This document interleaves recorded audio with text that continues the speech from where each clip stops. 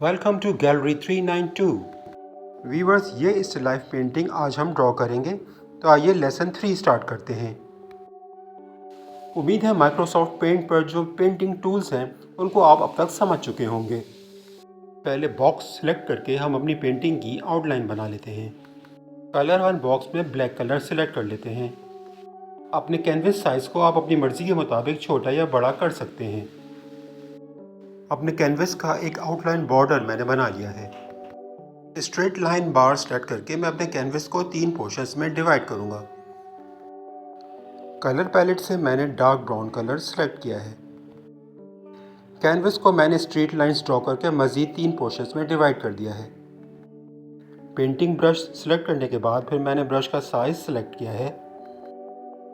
Canvas के bottom portion को मैं थोड़ी डार्क टोन्स में पेंट कर रहा हूँ।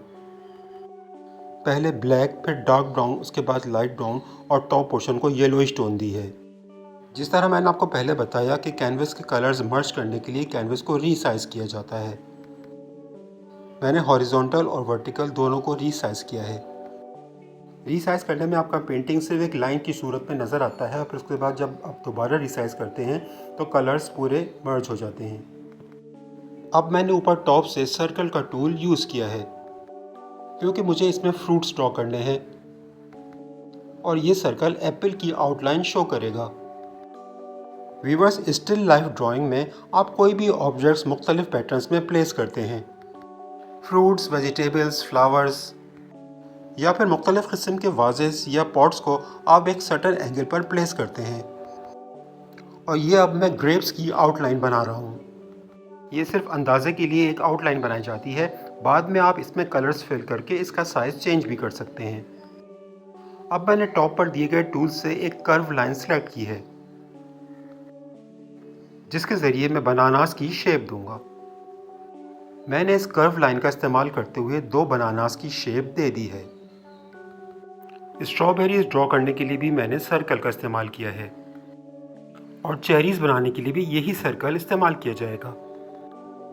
अब इन फ्रूट्स में कलर फिल करने के लिए मैंने पेंसिल सेलेक्ट की है। एप्पल में कलर फिल करने के लिए मैंने कलर शेड से मैरून कलर का इंतखाब किया है।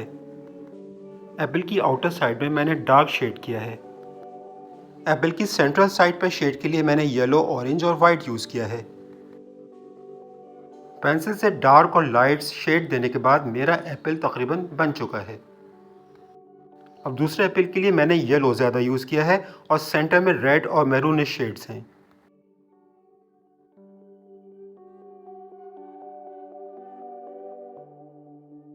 शेडिंग में थोड़ी मेहनत करनी पड़ती है और टाइम भी ज़्यादा लगता है, लेकिन अगर ड्राइंग और पेंटिंग आपका शौक़ है तो आप यकीनन इसे एंजॉय करेंगे। कंप्यूटर पर माउस पैड आपके टूल्स हैंडल करने का काम अंजाम देता है। अब मैं ग्रीन कलर यूज़ करते हुए ग्रेप्स को शेप दे रहा हूँ। तमाम ग्रेप्स की आउटलाइन फिल करने के बाद फिर मैंने इसमें स्प्रे के ज़रिए कलर फिल किया है। इसके बाद फिर ग्रेप्स में थोड़ा डार्क शेड दिया गया है। ग्रेप्स पर वाइट स्पॉट के ज़रिए लाइट का शेड शो किया जाता है। अब मैंने ऑरेंजेस पर कलर करना शुरू किया है। ऑरेंजेस पर जो नेचुरल कर्व होते हैं वो शो किए गए हैं और लाइट और डार्क ऑरेंज के शेड दिए गए हैं। उसके बाद फिर बारी आती है पाइनएप्पल की। अब मैं पाइनएप्पल की लीव्स ड्रॉ कर रहा हूँ।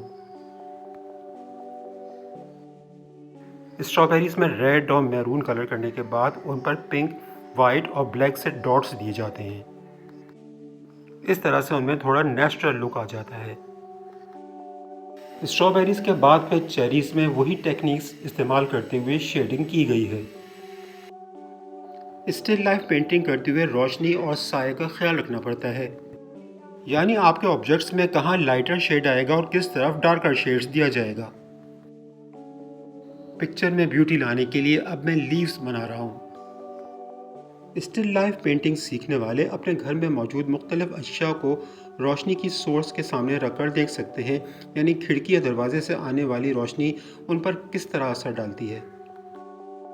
इसी तरह लीव्स ड्रॉ करते हुए भी इस बात का ख्याल रखा जाता है कि लीव्स की कौन सी साइड्स लाइटर शेड में जबकि कौन सी साइड्स डार्कर शेड्स पर रखी जाएंगी।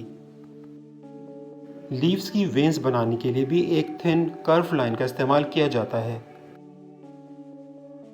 कलर पैलेट से लाइट ग्रीन और डार्क ग्रीन के शेड सेलेक्ट करते हुए अब हमारे लीव्स तकरीबन कंप्लीट हो गए हैं। लास्ट में अपनी पेंटिंग का एक ओवरऑल जायज़ा लीजिए और मुख्तलिफ फाइनल स्ट्रोक्स के ज़रिए अपनी पेंटिंग को कंप्लीट कीजिए। जी व्यूवर्स, तो अपने स्पेयर टाइम में स्टिल लाइफ सीखिए। ये एक बहुत ही खूबसूरत आर्ट है जो कि आपके तख्लीकी इजहार का एक ज़रिया बन सकता है। For learning more about arts, subscribe to gallery 392।